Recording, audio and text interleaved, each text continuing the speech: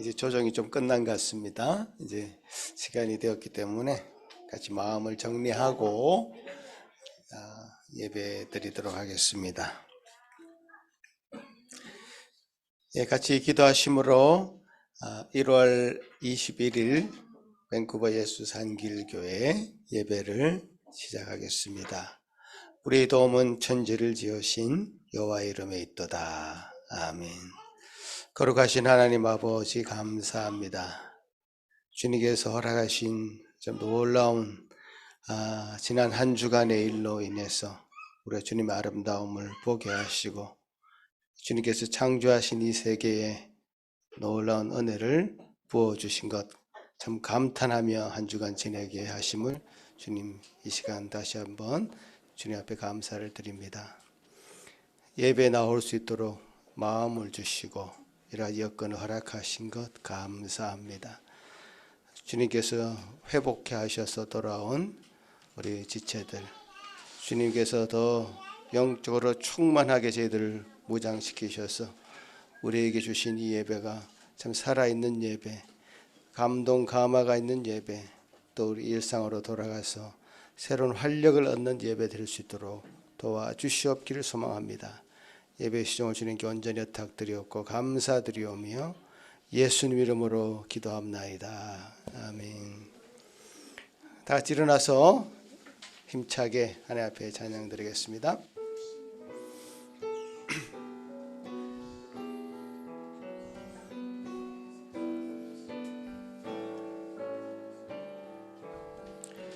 다 감사드리세 온 마음을 주께 바쳐 그 섭리 놀라워 온 세상 기뻐하네. 예부터 주신 복 한없는 그 사랑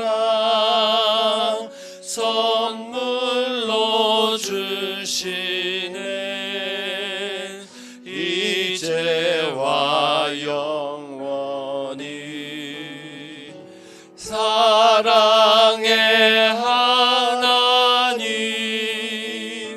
언제나 함께 계셔 기쁨과 평화에 복 내려 주옵소서. 몸과 맘 병들 때 은혜로 지키사 이 세상 악에서 구하여 주소서. 감사와 찬송을 다 주께 드리어라. 저 높은 곳에서 다스리시는 주님 영원한 하나님 다 경배하여라. 전에도 이제도 장래도 영원히. 감사와 찬송을 다 주께 드리어라. 저 높은 곳에서 다스리시는 주님 영원한 하나님 다 경배하여라.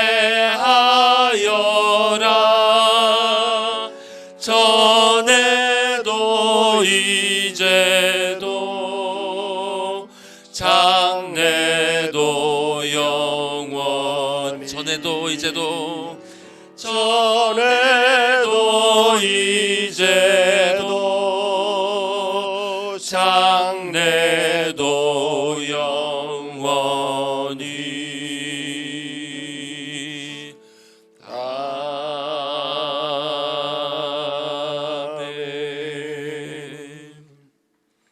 다 같이 앉으셔서 주님께서 우리에게 주신 언약 다시 기억하시면서 찬양 이어가시겠습니다.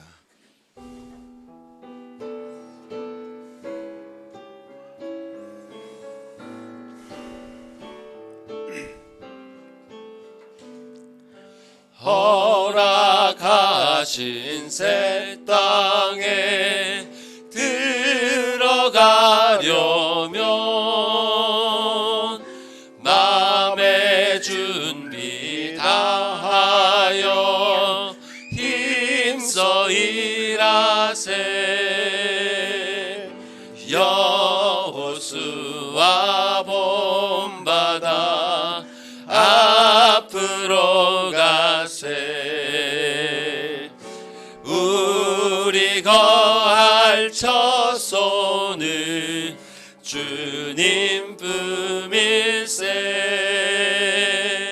시험 반난 당해도 낙심 말고서 맘의 걱정 버리고 힘써 일하세.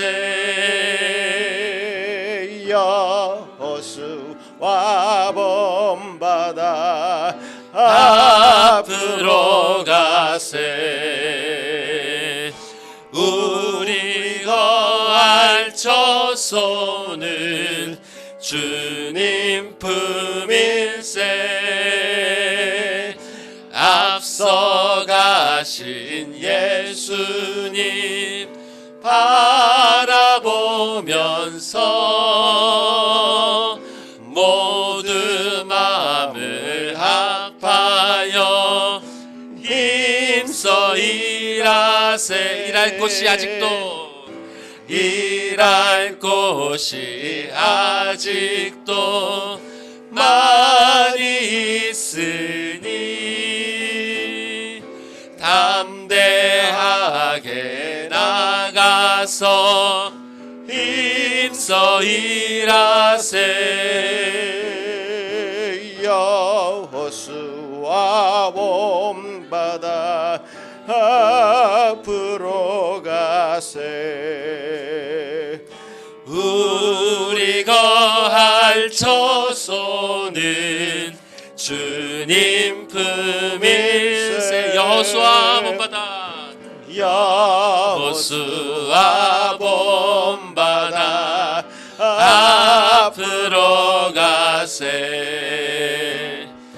우리 거할 처소는 주님 품일세. 우리 거할 처소는 우리 거할 처소는 주님 품일세.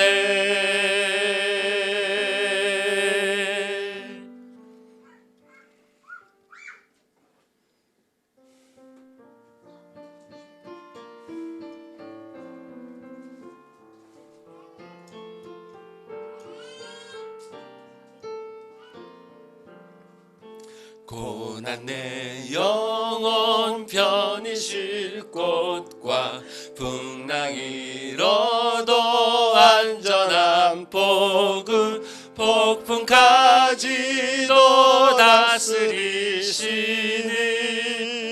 주의 영원한 팔을 의지해 주의 영원하신 팔 함께 하사 항상 나를 붙드시니 어느 곳에 가든지 요동하지 않음은 주의 팔을 의지함이라. 세상 친구들 나를 버려도 예수들 함께 동행함으로 주의 은혜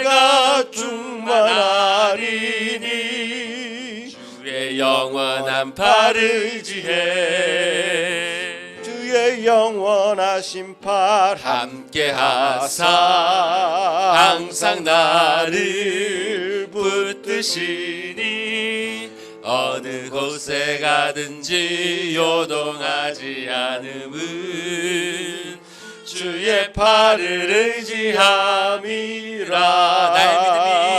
나의 믿음이 연약해져도 미리 예비한 힘을 주시며 위태할 때도 안보하시는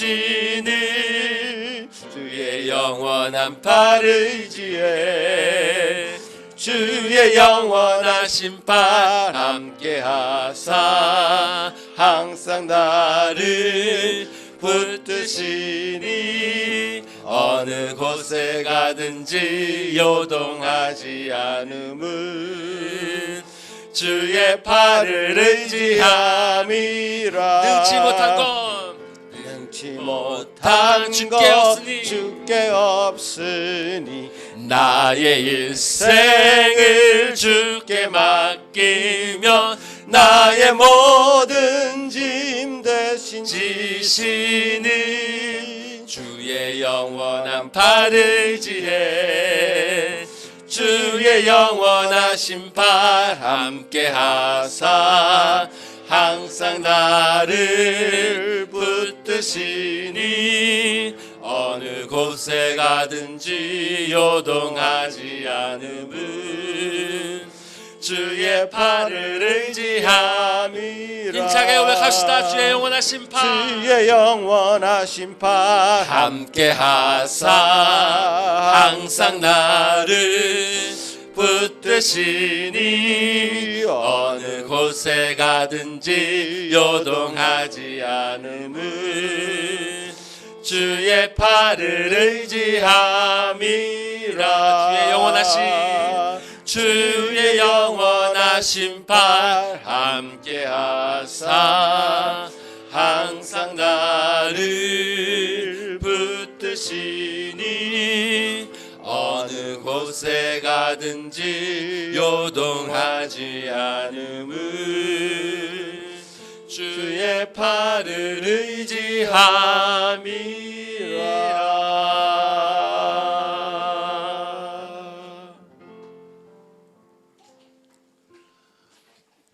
이 시간, 지금 이 시간, 이 자리까지 우리를 그 영원하신 팔로 인도하신 그 주님께 감사드리시면서 주님께서 항상 신실하게 나의 삶을 이렇게 인도하여 주셨음에도 불구하고 참 나의 믿음 없으니 주님의 그 인도하심을 순간순간 잊으며 살아왔나이다.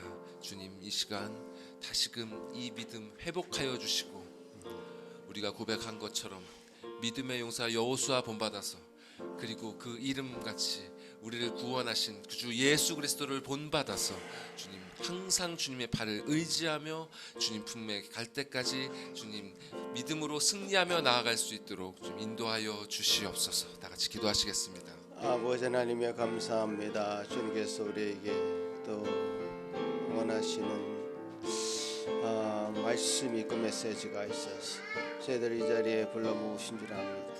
주여 도우시옵소서. 우리의 연약함과 부족함 가운데 주여 우리 자신을 다시금 들어봅니다. 주여 우리 자신을 자복하며 주님 앞에 엎드립니다. 주여 회개합니다. 주여 주님께서 긍휼을 베풀어 주셔서 우리 몸을 온전히 주님 원하시는 것으로 온전히 회복시켜주시고 정결케 하여 주시옵길 소망하고 기도합니다. 아버지 하나님의 말씀만을 의지하며 살아가는 저희 심령들 되게 하여 주시옵소서. 아버지 하나님, 이 세상의 것이 저희들을 계속 유혹하고 미혹하며 아버지 도전합니다. 주여 담대한 마음으로 물리칠 수 있는 힘 주시옵기를 간절히 소망합니다. 예배 가운데 주님 함께하여 주셔서 우리 믿음의 성도들 다 되게 하시고 주여 은혜 받는 말씀으로 말미암아 회복하는 심령들 되게 하여 주옵소서.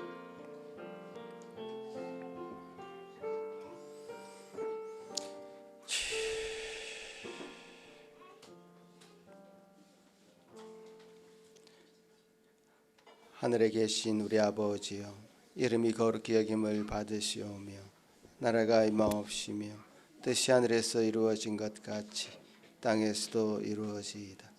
오늘 우리에게 일용할 양식을 주시옵고 우리가 우리에게 죄 지은 자를 사하여 준 것 같이 우리 죄를 사하여 주시옵고 우리를 시험에 들게 하지 마시옵고 다만 악에서 구하시옵소서.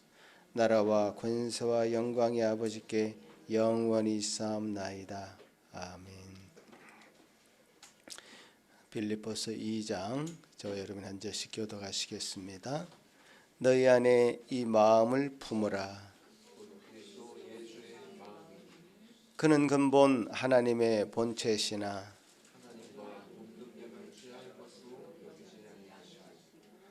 오히려 자기를 비워 종의 형체를 가지사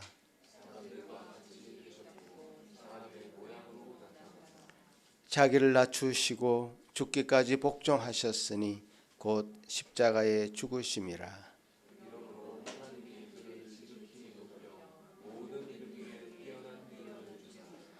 하늘에 있는 자들과 땅에 있는 자들과 땅 아래에 있는 자들도 모든 입으로 예수 그리스도를 주라 시인하여 하나님 아버지께 영광을 돌리게 하셨느니라. 아멘. 이 시간 예배를 위해서 이정진 집사님 기도하실 때에 다 같이 한 마음으로 기도하시겠습니다.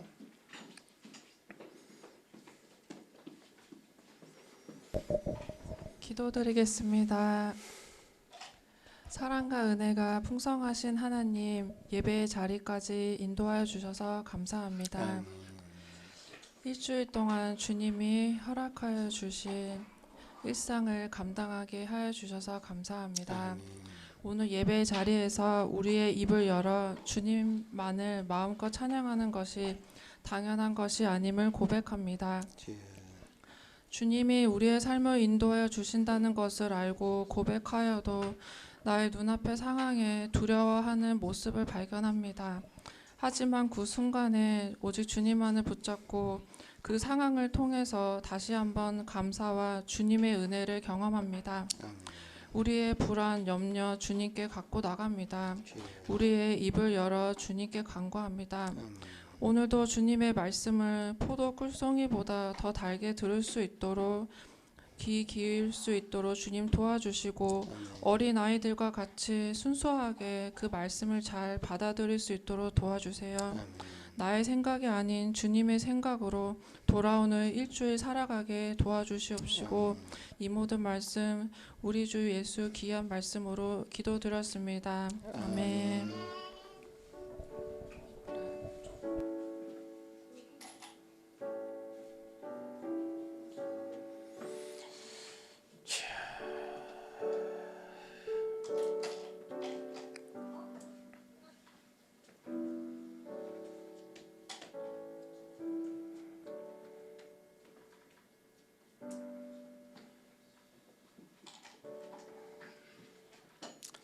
오늘 우리에게 주신 하나님의 말씀은 민수기 14장 36절에서 38절입니다.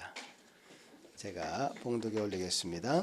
모세의 보냄을 받고 땅을 정탐하고 돌아와서 그 땅을 악평하여 온 회중이 모세를 원망하게 한 사람 곧 그 땅에 대하여 악평한 자들은 여호와 앞에서 재앙으로 죽었고 그 땅을 정탐하러 갔던 사람들 중에서 오직 눈의 아들 여호수아와 여분네의 아들 갈렙은 생존하니라. 아멘.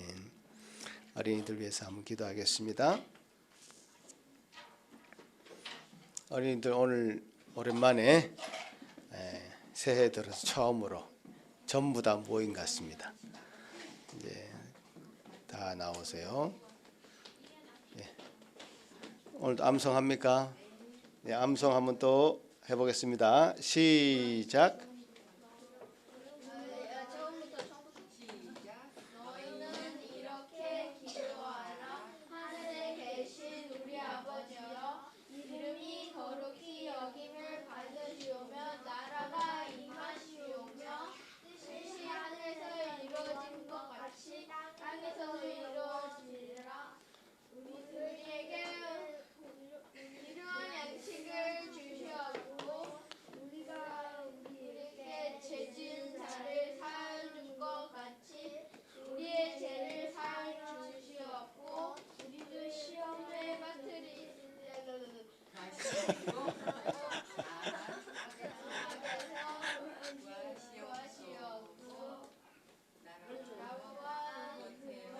영광이 아버지에게 영원히 인사합니다.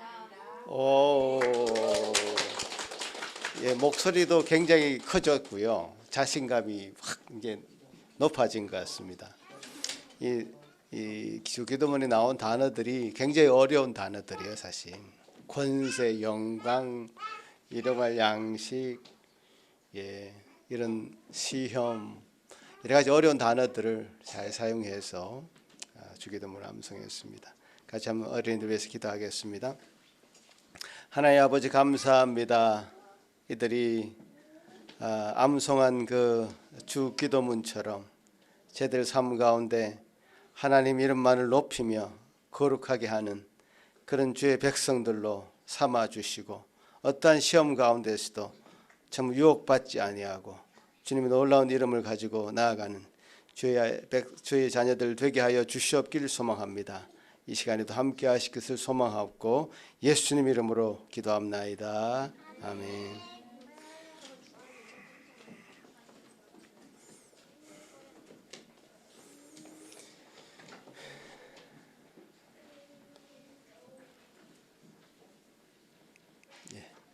감사합니다. 한 주간 어떻게 지내셨습니까? 눈이 많이 왔는데 또 저와도 아파가지고 병원에 이제 입원하는 그런 우여곡절 가운데 지금 같이 또 예배하게 되어서 정말 반갑고 고맙고 그렇습니다. 먼저 한번 이 사진을 한번 보시기 바랍니다. 이 사진은 어떤 사진일까요?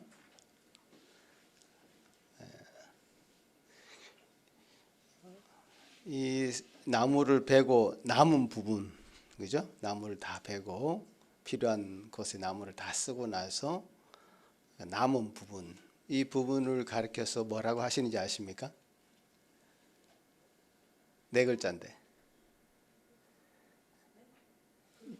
그렇죠, 그렇죠. 그루터기. 예, 한글, 순수 한글입니다.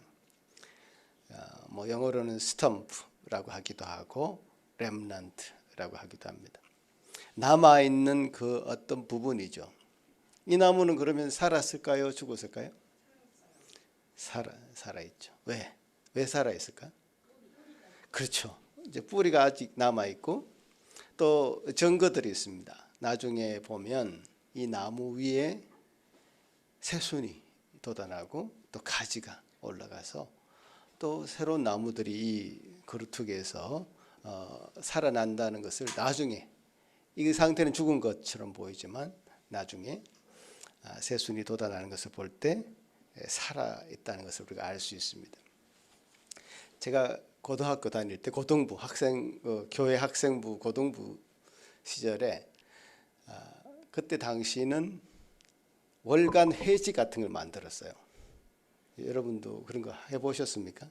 교회 고등부가 그렇게 크지도 않았는데 그때는 유행이었어요. 교회마다 뭐 대도 않은 시 같은 거 적어서 이제 뭐 올리기도 하고 뭐 유머, 뭐 이상한 유머 같은 거, 그 뭐 그런 것도 올리고 그림도 올리고, 그래서 월간으로 혹은 개간으로 이렇게 회지를 만들었는데 제가 그 회지 이름을 붙였는데 그루터기라고 붙였어요.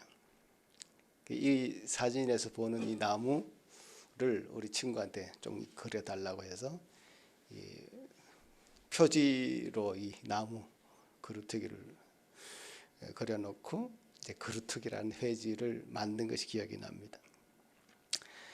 제가 오늘 말씀을 나누고자 하는 부분이 바로 이 그루터기, 렘넌트라는 부분이죠. 제가 지난번 민수기 설교할 때 잠깐 언급했었습니다. 잠깐 언급했지만 오늘 좀 시간을 내서 그 부분을 좀 구체적으로 나눠볼까 합니다. 구약 성경, 신약 성경 다 합쳐서 66권이 이제 성경으로 있는데요. 그 66권을 관통하는 한 가지 사상이 있다면 바로 남은 자 사상이라고 합니다. 이제 그루터기, 렘넌트, 하는데요. 남은 자 사상이라고 합니다. 남은 자 사상을 한마디로 정의하자면 그렇습니다. 하나님의 구원 역사가 이렇게 진행될 때, 전개될 때 인간의 불순종, 범죄로 인해서 이제 구원이 그 단절된 그 위기가 찾아올 때 하나님은 그 시대마다 그 모든 심판과 멸망으로부터 보호해서 남겨두신 소수가 있습니다. 남겨두신 소수의 그 의인들이 있습니다. 그것이 바로 이제 남은 자 사상인데요. 이것은 구약 성경 전체와 신약 성경 전체를 통틀어서 계속적으로 관찰되는 변치 않는 원리입니다. 원리. 성경에 흐르는 원리입니다. 그래서 성경을 이 시각으로 바라볼 때 성경이 진짜 더 크게 보이죠. 정확하게 보이죠. 우리 인생사를 이 시각으로 볼 때 정말 하나님의 구속사가 이렇게 진행되는구나를 정확하게 이제 느낄 수가 있는 것이죠. 수많은 사람들이 새 속에 물들고 하나님을 떠나 심판을 받아 멸망할 때에도 그런 상황 속에서도 하나님께서는 남은 자들을 통해서 새로운 역사를 이제 시작합니다.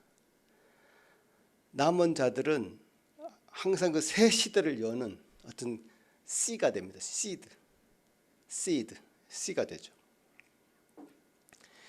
그 남은 자 사상에 두 가지 큰 기둥이 있습니다.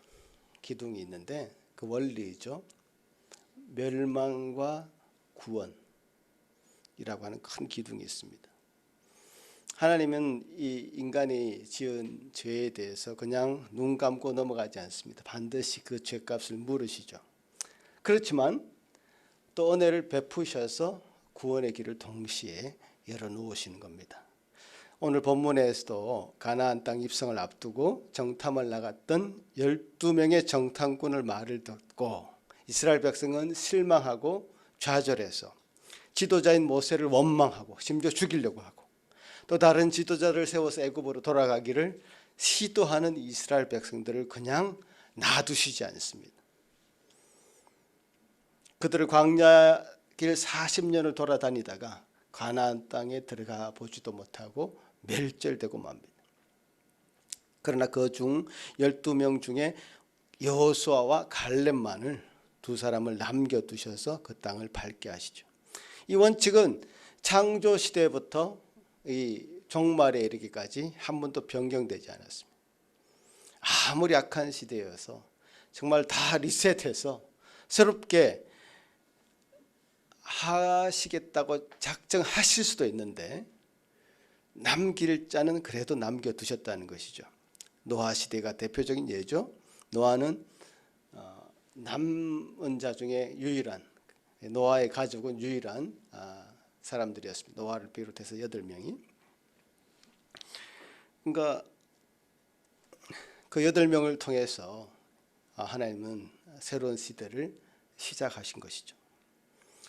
온 인류를 다 멸망시키는 판에 그냥 그 사람들을 남겨두실 이유가 있을까? 그냥 다 리셋해서 새롭게 인간을 창조하면 더 좋지 않았을까? 라는 생각을 할 수도 있는데요. 이제 하나님의 방식을 우리가 이해해야 됩니다. 하나님 그렇게 하시지 않기로 작정하신 것이죠. 하나님의 방식은 계속해서 아무리 소수라도 심지어 노아 한 사람이라도 남겨두어서 그 사람을 통해서 인류를 다시 새롭게 하시려고 하는 계획을 작정하신 겁니다. 그러니까 이 남은 자 사상에는 이 멸망과 구원이라고 하는 이 이중서사가 계속적으로 들어있죠. 홍수로 인해서 인류의 어떤 전멸은 실현되었지만 남은 자가 생존함으로써 미래를 열 수 있도록 기회를 주신 것이죠. 이 남은 자 사상은 인류에 대해서 근거 없는 낙관론을 반대하죠. 다 잘 될 거야. 뭐든지 되겠지. 뭐가 걱정이야. 신경 쓰지 마. 우리만 잘 먹고 잘 살면 돼. 평안해.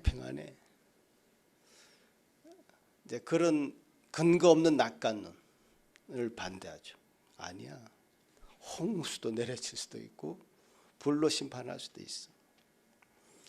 그러나 염세적인 비관론, 너무 무서워, 걱정이야, 소망이 없어, 세상의 염증을 느끼고 세상과 떨어져 살아가라고 독려하지도 않습니다. 왜냐하면 구원의 소망이 우리에게 있기 때문에. 그러니까 멸망과 이제 구원이라고 하는 이중 구조 속에서 하나님은 언제나 역사하신다는 것을 믿는 그 믿음이 바로 남은 자 세상이죠. 그 홍수 심판 이후에 무지개를 보여주셨습니다. 왜? 무지개 언약을 하시면서 더 이상 인간을 홍수로 심판하지 않을 것이다, 물로 심판하지 않을 것이라고 약속하셨고, 그 약속은 하나님의 궁극적인 이 계획은 멸망의 방점이 지키는 것이 아니라 구원의 방점이 지켜 있는 것이죠. 멸망하시지만 구원하신다라고 했을 때 구원이라고 하는 것에 마침표를 찍게 되는 것이죠. 노아의 후손들이 그렇게 살아남은 뒤에 잘 살았을까요? 그렇지 않죠. 그들은 점점 포악해지고 드디어 스스로 하나님보다 높아지려고 바벨탑을 쌓았습니다. 자, 그럴 때 또 하나님이 아브라함을 부르십니다. 자, 인류의 역사를 성경을 통해서 살펴보면 배반의 역사와 구원의 역사가 계속 반복적으로 등장합니다. 그때마다 배반의 역사가 아주 깊어질 때마다 하나님의 부르심을 받은 한 사람이 꼭 등장하죠. 그래서 하나님의 구원 역사에 참여하게 하십니다. 배반의 역사가 깊어질 때마다 그 인류를 죄에서 건질 인물이 나타나는 것이죠. 하나님이 택하시는 것이죠. 자, 바벨탑까지 쌓으면서 하나님을 적극적으로 대적하는 그 무리가 있는 그 시대에 등장한 한 인물, 바로 아브라함이죠. 아브라함이 창세기 몇 장에 등장합니까? 창세기 12장.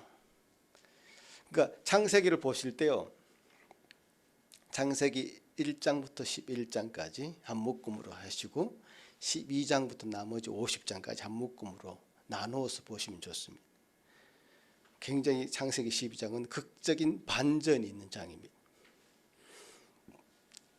굉장히 극적인 반전이 있습니다. 창세기 12장부터 아브라함은 새로운 시대를 열어갑니다. 정탐꾼의 이야기에서 우리가 살펴보았듯이 남은 자들은 항상 그 수가 13였습니다. 소수였단 말이에요. 아브라함도 혼자였습니다. 가족들 다 떠나고 혼자였죠. 그러나 그들은 하나님 앞에서 의로운 자로 인정받는 소수였습니다. 여러분, 이 소수, 마이너리티, 소수라는 것은 굉장히 의미 있는 내용입니다. 기독교 역사상 하나님의 나라는 항상 소수의 의로운 자를 통해서 하나님이 이끌어 오셨습니다. 한번 그렇지 않을 때가 있었죠. 중세 시대였습니다. 중세를 보통 우리가 언제부터 중세라고 하냐면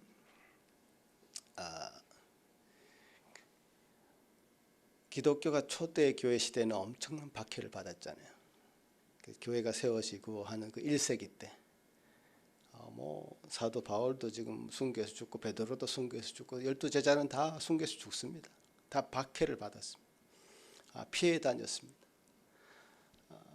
지금도 로마에 가면 그 흔적이 남아 있는데 초대교회 시대에 그들은 공개적으로 신앙생활을 하지 못했습니다.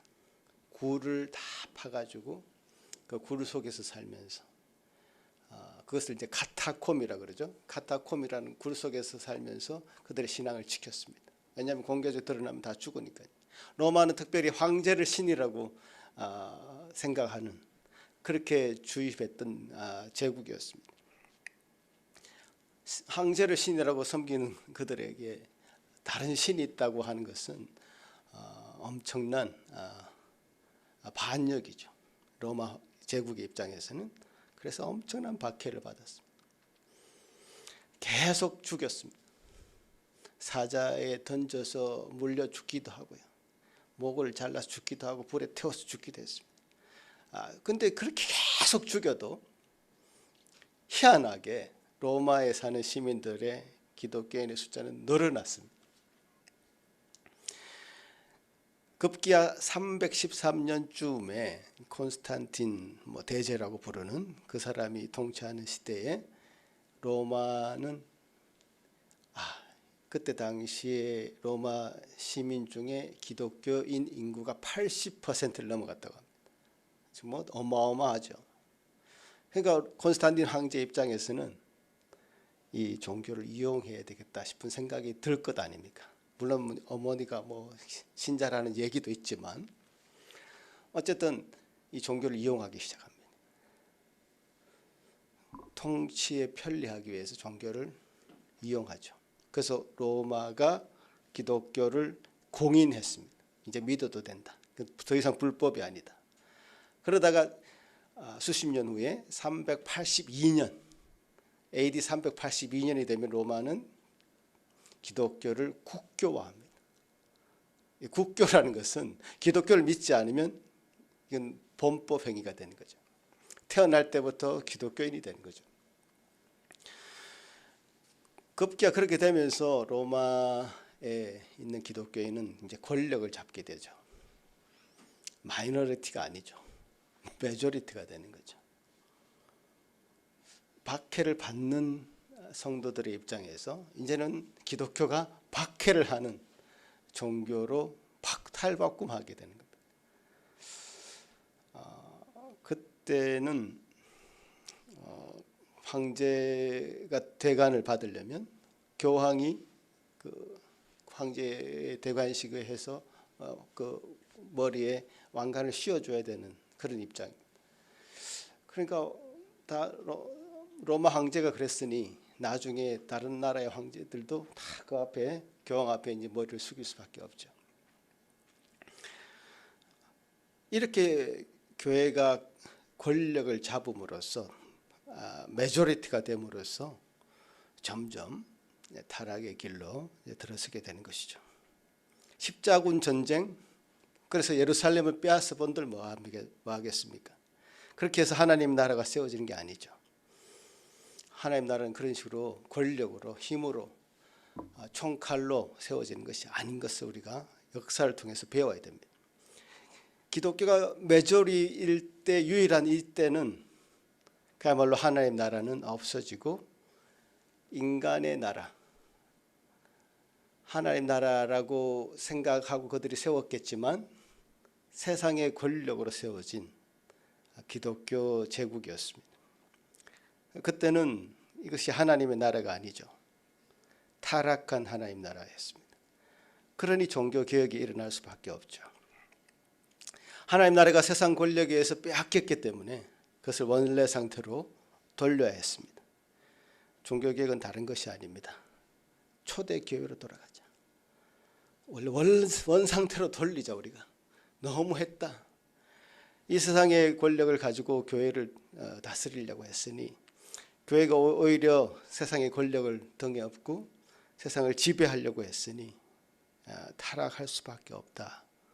박해를 받더라도 하나님의 왕대심이 살아있는 그 기독교로 회복하자는 운동이 바로 종교개혁 운동이죠.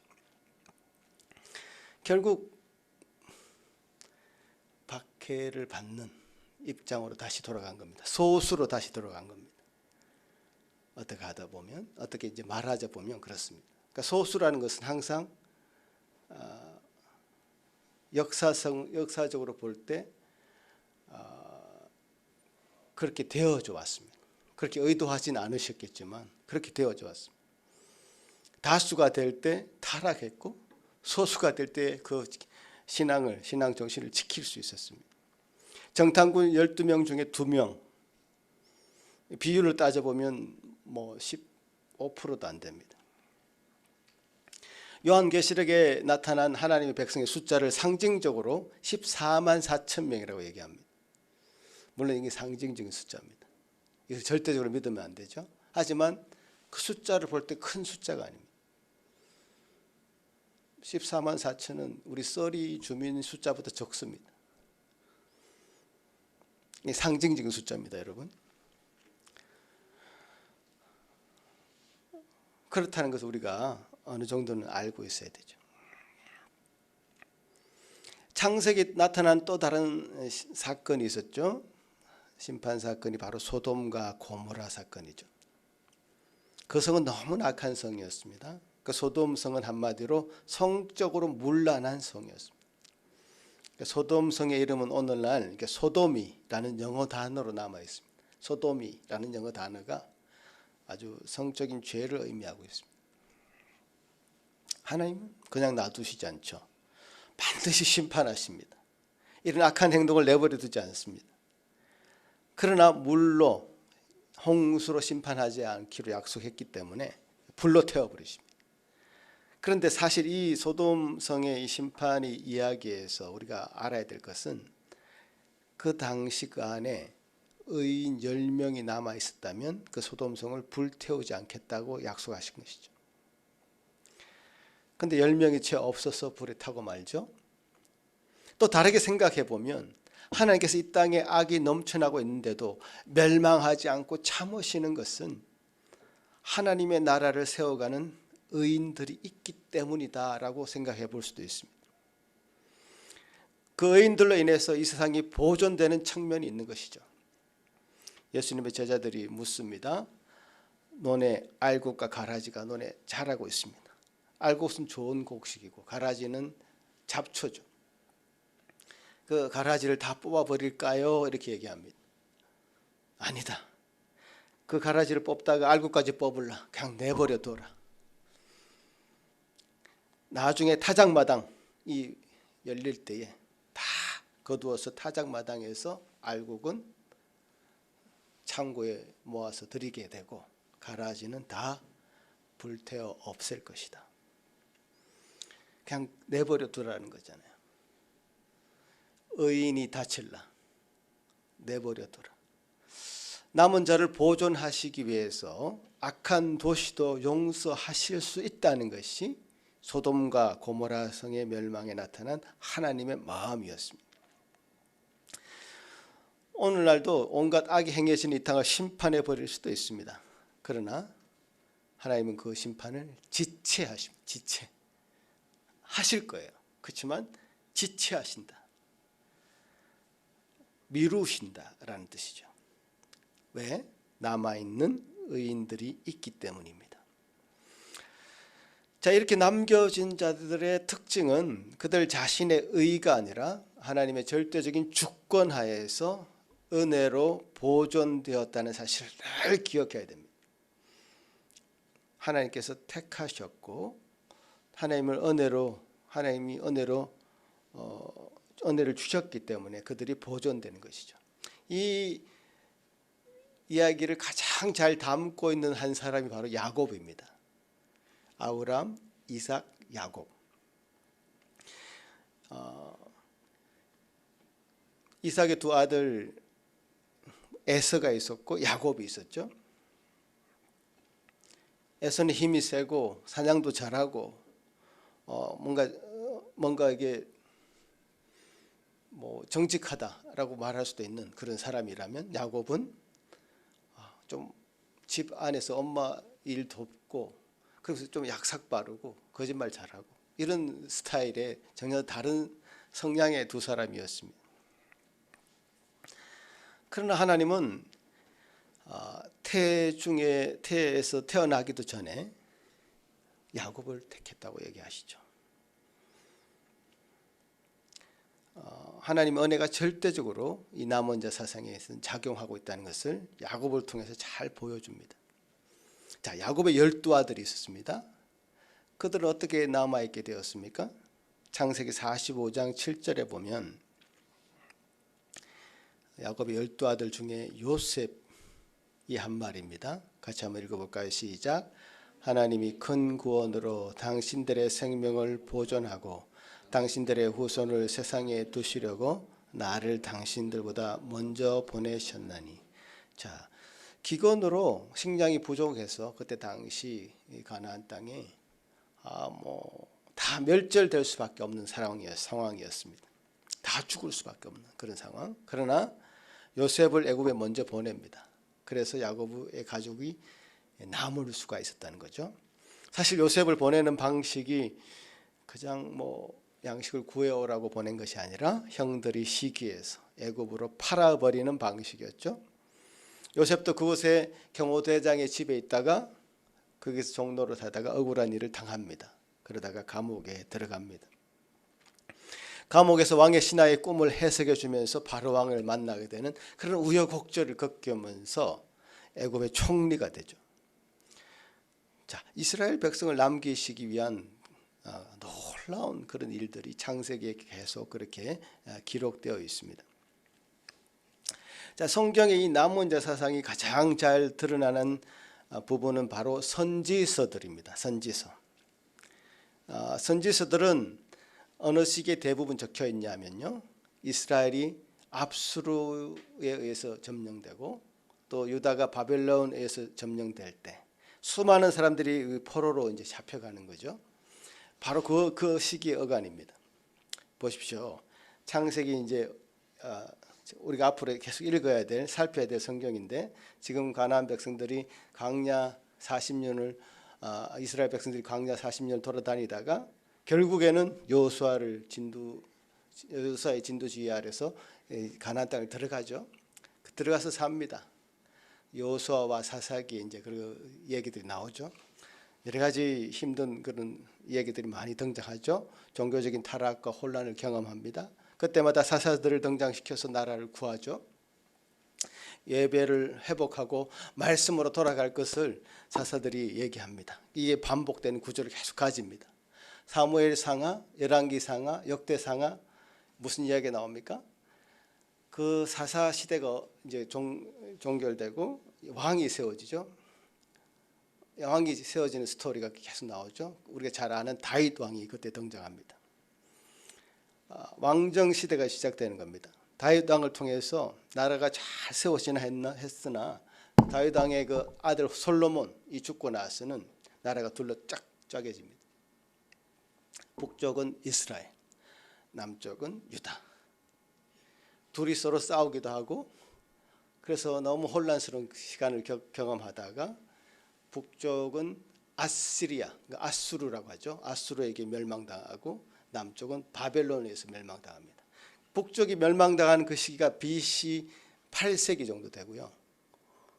남쪽이 멸망당하는 시기가 BC 6세기 정도 됩니다. 그러니까 그 8세기부터 6세기 그까지의 기록이 바로 이 선지서의 기록들이죠.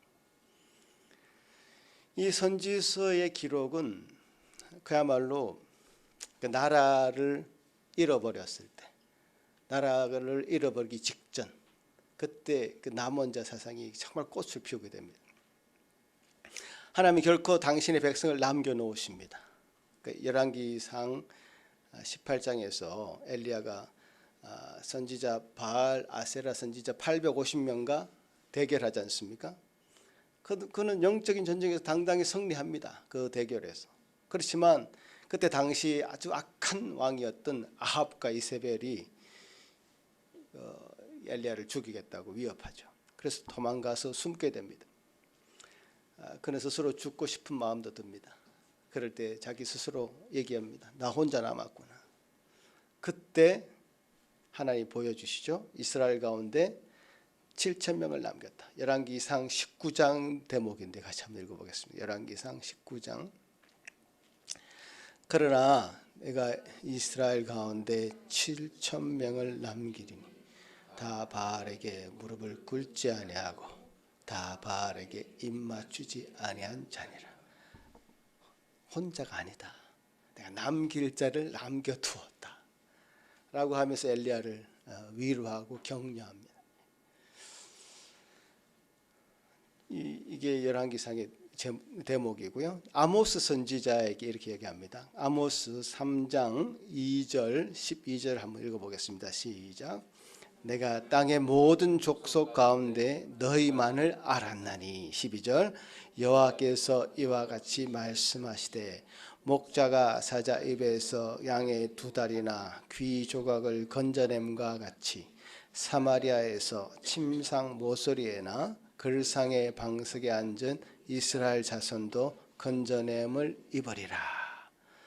자, 이 아모스 선지자가 목동 출신이거든요. 그러니까 이 사자들이 자기가 치던 양들이나 염소들 먹는 것을 건져본 경험이 있는 사람이 할 수 있는 그 구체적인 묘사를 합니다. 사자 입에서 양의 두 다리나 귀 쪽을 건져냄과 같이 이스라엘 백성들을 그렇게 건져내겠다.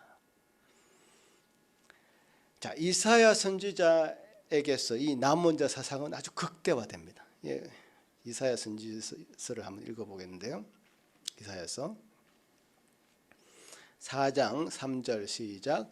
시온에 남아있는 자, 예루살렘에 머물러 있는 자, 곧 예루살렘 안에 생존한 자 중 기록된 모든 사람은 거룩하다 칭함을 얻으리니. 6장 그 중에 10분의 1이 아직 남아있을지라도 이것도 황폐하게 될 것이나 밤나무와 상수리나무가 배임을 당하여도 그 그루터기는 남아있는 것 같이 거룩한 씨가 이 땅에 거루터기니라.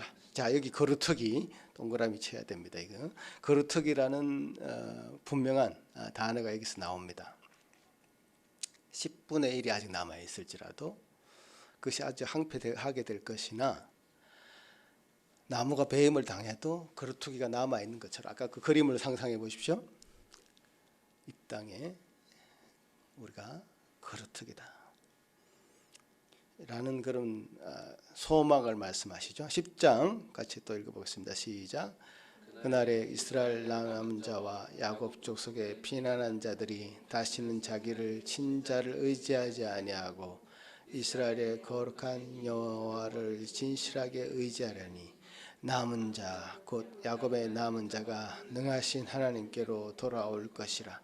이스라엘이여, 내 백성이 바다의 모래 같을지라도 남은 자만 돌아오리니 넘치는 공의로 파멸이 작정되었음이라. 만군의 여호와가 자기 백성의 남은 자에게 영화로운 면류관이 되시며 아름다운 화관이 되실 것이다. 자, 보십시오. 바다에 모래알같이 많은 백성이 있다 할지라도 남은 자만 돌아온다. 왜냐? 나머지는 공의로 파멸이 예상되고 있기 때문에.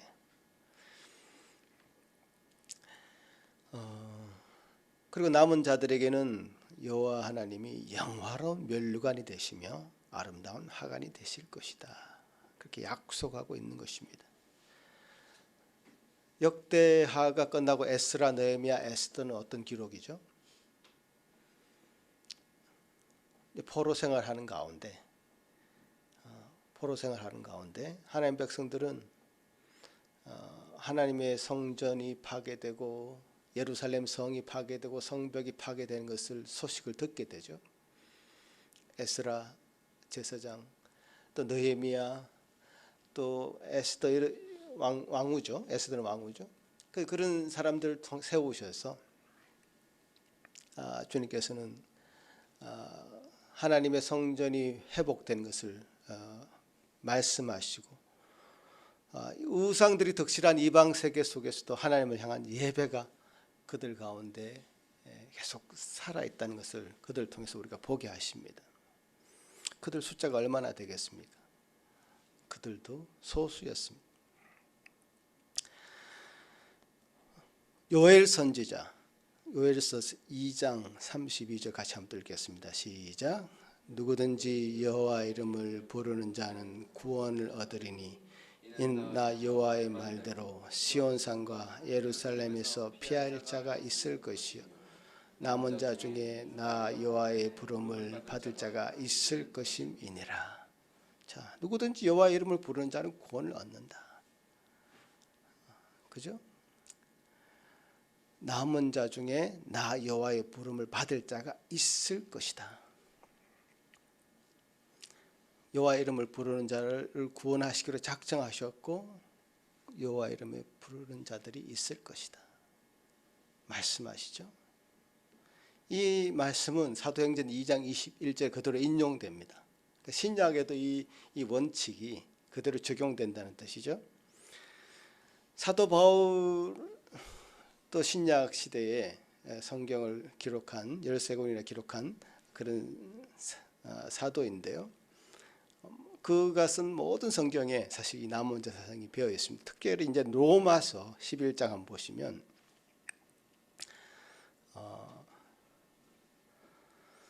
로마서 11장 또 같이 한번 읽어보겠습니다. 시작. 그러므로 내가 말하노니 하나님이 자기 백성을 버리셨느냐? 그릴 수 없느니라. 나도 이스라엘이요 아브라함의 씨에서 난 자요 베냐민 지파라. 하나님이 그 일이 아신 자기 백성을 버리지 아니하셨나니 너희가 성경이 엘리야를 가리켜 말한 것을 알지 못하느냐? 그가 이스라엘을 하나님께 고발하되 주여 그들이 주의 선지자들을 죽였으며 주의 제자들을 헐어버렸고 나만 남았는데 내 목숨도 찾나이다 하니 그에게 하신 대답이 무엇이냐?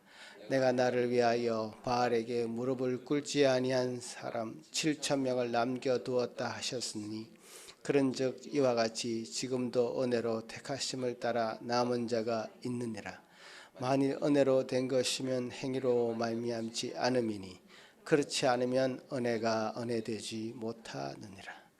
자, 로마서에서는 남은 자 이 사상이 하나님의 은혜라는 것, 은혜로 된 것이기 때문에 절대로 우리의 어떤 행위로 이 남은 자가 될 수 없다는 것을 강조합니다. 이제 로마서 다른 여러 부분을 읽어보면 더 그 부분을 더 많이 이제 강조하고 있는 것을 보게 되죠. 결국 하나님은 택하셔서 그루터기로 남길 자들을 남겨놓으시고 그 그루터기를 통해서 하나님은 새 시대를 열어가시고 새 시대에 하나님의 백성으로 살게 하시고 하나님 나라를 그를 통해서 이루어가게 하신다라는 그런 분명한 메시지가 이 신약 성경에도 구석구석에 비어 있습니다. 자, 요한계시록 한번 볼까요? 사도 요한은 종말에도 남은 자가 있다고 합니다. 요한계시록 12장 같이 읽어보겠습니다. 시작. 용이 여자에게 분노하여 돌아가서 그 여자의 남은 자손 곧 하나님의 계명을 지키며 예수의 증거를 가진 자들과 더불어 싸우려고 바다 위에 서 있더라. 자, 보십시오. 구약 시대에 모두가 우상 숭배에 빠지고 아수르와 바벨론을 멸망하여 사로가 잡혀간 그 가운데서도 하나님에 대한 신앙을 포기하지 않는 사람들이 있었고 남아 있었고 그들이 돌아와서 하나님의 이스라엘 신앙, 하나님의 신앙, 여호와 신앙을 회복시키고 부흥시켰던 것처럼 신약 시대에도 모두가 영적으로 침체되어 있고 로마의 박해 가운데 있을 때에 하나님에 대한 신앙을 가진 예수님의 제자들이 남아 있었고 그들을 통해서 초대교회를 세우고 확장시켰습니다. 종말에도 우리가 이제 앞으로 오게 될 미래에도 사탄의 온갖 핍박과 유혹이 있을 것이고 그렇지만 그 신앙을 지키는 자들이 살아남아서 하나님 나라를 이룰 것이라고 말씀하시는 겁니다. 사탄은 그것을 알기 때문에 여자의 남은 후손들, 즉 남은 자와 더불어 마지막 싸움을 하기 위해서 바다 모래 위에 서 있는 것이다. 이렇게 이제 요한계시록이 설명을 하고 있죠. 그 여자의 남은 자손 곧 하나님의 계명을 지키며 예수의 증거를 가진 자들과 이라고 이제 남은 자들을 어떻게 묘사하고 있냐면 하나님의 계명을 지키는 사람, 예수의 증거를 가진 사람. 그 남은 자가 가지고 있는 성격을 이렇게 규정하고 있죠. 하나님의 계명을 지키고 예수의 증거를 가진 자들. 예수의 증거를 가졌다는 말은 예수님이 하나님의 아들 구원자라는 것을 분명하게 믿고 자기 백성들을 위해서 십자가에 달려 돌아가셨음을 분명하게 믿었고 또 다시 살아나셔서 성천하셔서 부활하셔서 성천하신 분의 것을 굳게 믿는 우리 사도행전 고백을 하는데 그 사도행전의 내용을 사도신경의 내용을 분명하게 고백하는 그런 믿음을 굳게 지키는 자들, 하나님이 예수 그리스도 우리를 위해서 보내주셨다는 그 구주라는 사실, 메시아라는 사실을 굳게 믿고 그것을 흔들리지 않고 양보하지 않고 하나님이 보내신 메시아라는 것을, 예수 그리스도가 메시아라는 것을 분명하게 믿고 그것을 증거하는 사람, 두려워하거나 포기하지 않고 그것을 꾸준히 그 마음 가운데 지켜가는, 어떤 것도 부인하지 않는 그런 자들이 바로 남은 자들이다. 이제 뭔가 분명해졌죠? 우리가 취해야 될 행동은 무엇인가? 우리가 모두 힘든 상황 가운데 있습니다. 12 정탐꾼들이 그 가나안 땅을 목격하고 난 뒤에 이게 정말 힘든 싸움이 되겠는걸? 라고 생각할 수밖에 없는 상황입니다. 요수아인들, 갈렙인들 그렇게 생각하지 않았겠습니까? 힘든 싸움인데, 만만치 않은데, 어쩜 우리가 죽을 수도 있겠는데, 이런 생각을 할 수 있죠. 상황이 그러니까. 그렇지만 하나님께서는 남길 자를 남겨두신다고 약속하셨고, 그 약속을 믿고 내가 하나님 앞에 신실한 신앙 가운데 우리 그리스도께서 내게 주신 그 신앙을 외면하지 않고 굳게 지키며 나가도록 살아가기로 다짐을 해야 될 것입니다. 하나님께서는 하나님께서 택하셨고 하나님께서 결국 우리를 쓰실 것이고, 그런 하나님이 분명한 그 목적 하에 놓여져 있는 한 사람이라는 것을 분명하게 우리 삶을 통해서 증거하고 증명해야 될 것입니다. 그러면 우리는 어떤 상황 가운데에서도 흔들리지 않을 수 있습니다. 흔들릴 이유가 없죠. 남은 자라고 하는 분명한 그 사상을 유지하고 있다면, 우리가 엘리야처럼 다른 사람 다 없는 것 같고 나 혼자만 홀로 남아있는 것 같은 그런 상황 가운데, 그런 상황에 처해 있는 가운데 그런 상황을 느낄지라도 하나님은 7,000명을 아직 남겨두었다는 말씀을 하고 계시는 것이죠.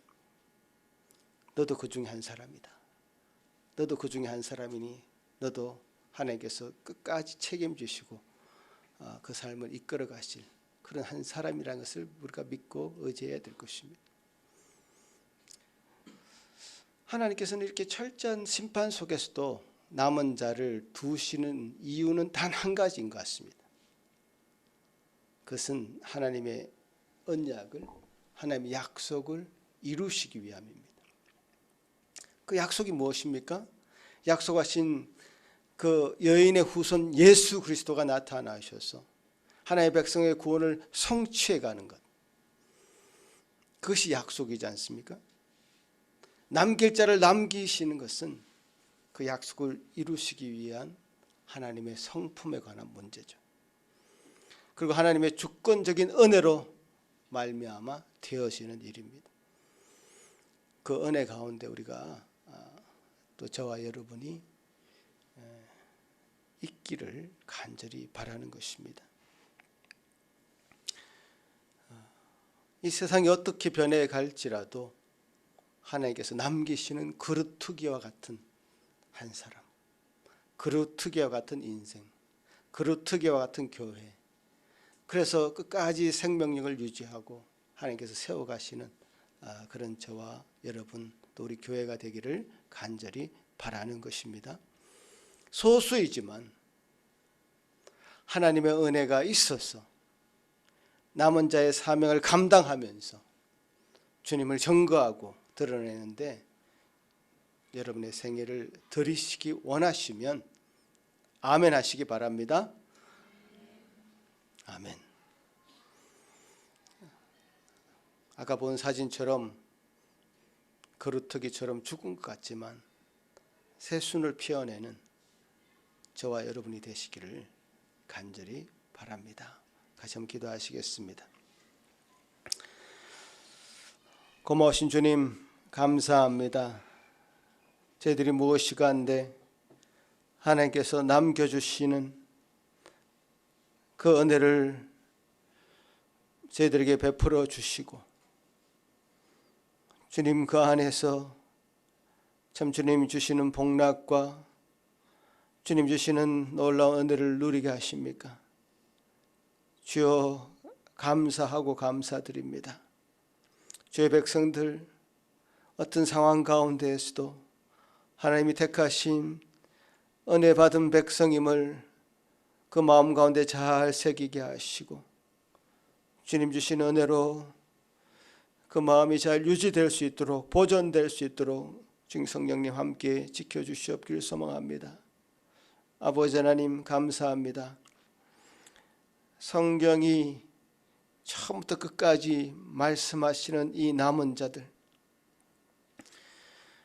그 수가 비록 적을지라도 주님 하나님께서 은혜 베푸신 그 백성은 참으로 놀라운 복락을 누리며 이 땅 가운데 뿐만 아니라 죽어서도 영생을 누리며 살아갈 수 있는 특권을 얻었사오니 우리 모두가 그 놀라운 은혜에 다 들어갈 수 있도록 도와주시옵기를 소망합니다. 남은 자로 남아있기를 소망합니다. 남은 교회로 남아있기를 소망합니다. 주여 도우셔서 주님께서 베푸시는 은혜가 우리를 통하여 온전히 증거되게 하여 주옵소서. 주님의 복음이 우리 안에 온전히 왕노릇하며 주님께서 우리의 삶을 온전히 주장하시고 인도하셔서 참 이 남은 자 사상이 우리 정신세계뿐만 아니라 우리 삶의 모든 것을 지배하여 주님께서 주신 은혜가 끊임없이 증거되고 전파되는 우리 삶이 될 수 있도록 도와주시옵소서. 주여 감사합니다. 오늘 주신 귀한 말씀 잘 부여잡고 남은 인생 살아갈 수 있도록 도와주시옵소서. 감사하고 예수님 이름으로 기도합나이다. 아멘. 같이 사도신경으로 우리 신앙을 고백하시겠습니다.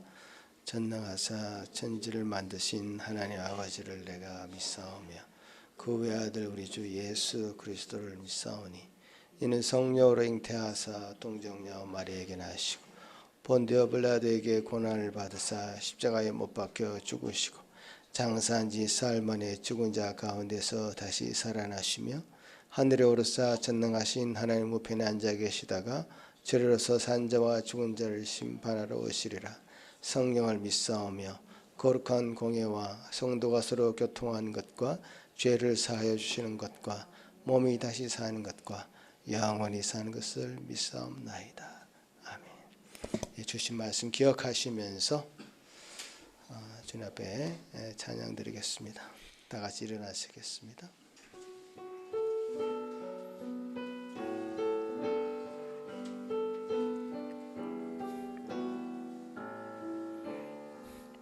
후일의 생명 그칠 때 여전히 찬송 못하나 성부의 집에 깰 때에 내 기쁨 한량 없겠네.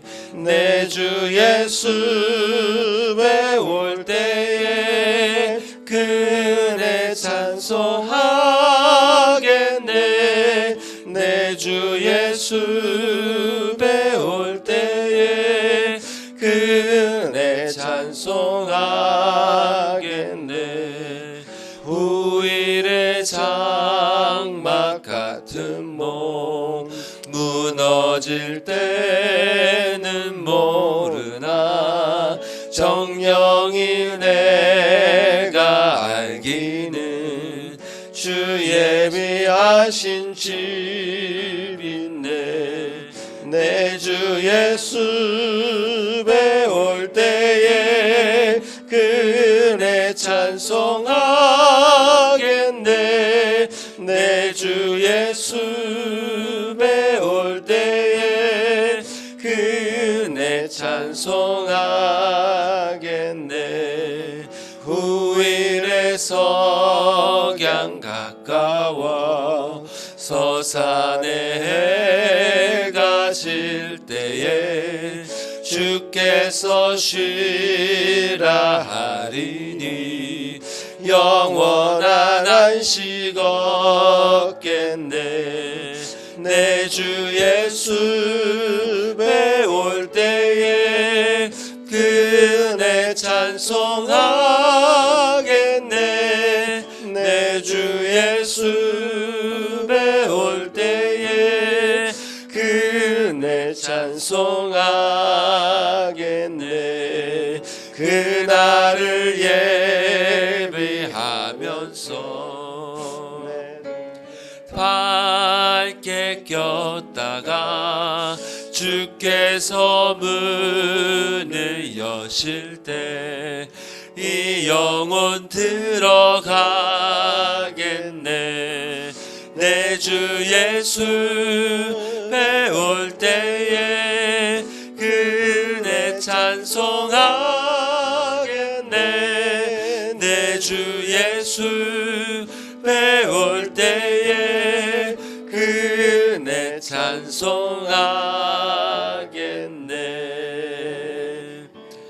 아멘.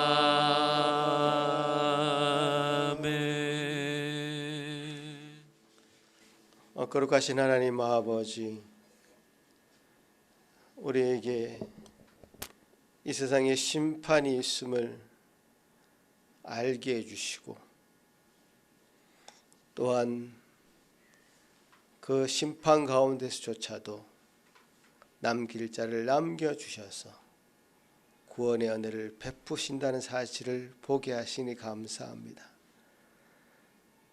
우리가 개인적인 종말과 전 인류적인 종말을 생각할 때에도 주님께서 택해 주신 그 백성들에게는 참으로 영원한 복락이 예비되어 있는 놀라운 은혜를 허락하여 주신 것을 보게 됩니다.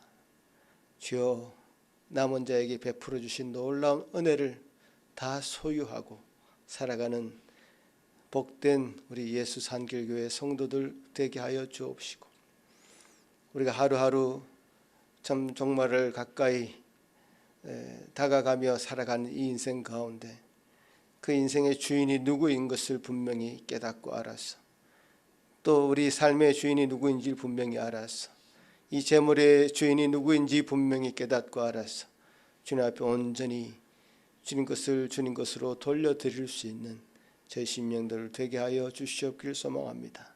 그 마음으로 드린 이 예물을 주님 기뻐 받아 주시옵소서. 주님의 복음이 전거되는 일에 주님 사용될 수 있도록 은혜 베풀어 주시옵소서. 교회를 교회답게 만드는 일에 사용되게 도와 주시옵소서. 주님, 올 한 해 주님께서 또 우리에게 허락하실 많은 일들을 가감하게, 능력 있게, 힘 있게 감당해 나갈 수 있도록 주님 도와주시옵기를 소망합니다.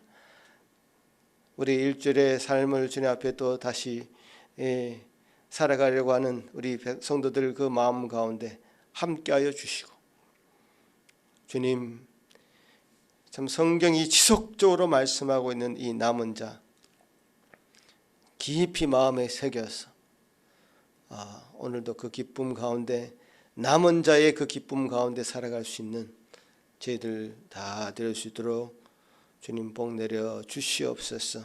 감사하고 예수님 이름으로 기도합나이다. 아멘. 자리에 앉으시겠습니다.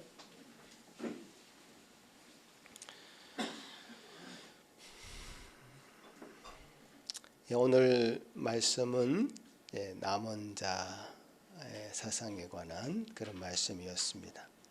성경을 관통하는 한 원리 같은 것이죠. 그래서 여러분이 성경을 지속적으로 잘 읽어갈 때에 이것이 눈에 더 분명하게 들어올 것입니다. 이런 원리를 가지고 살아가는 사람에게는 쉽게 어떤 상황 가운데서도 흔들리지 않는 그런 믿음이 그 안에 자리 잡게 되는 것 같습니다. 여러분, 그런 마음 잘 생각하시면서 한 주간도 복되게 살아가시길 바랍니다. 기도하시겠습니다. 이제는 우리 주 예수 그리스도의 크신 은혜와 하나님 아버지의 극진하신 사랑하심과 성령 하나님의 위로하심과 교통하심이 이제 남은 인생 성경이 말씀하시는 남은 자로 살아가기를 소망하는 여기 머리 숙인 모든 성도들 위해 그 가정 위에 지금부터 영원토록 함께 있을지어다. 아멘.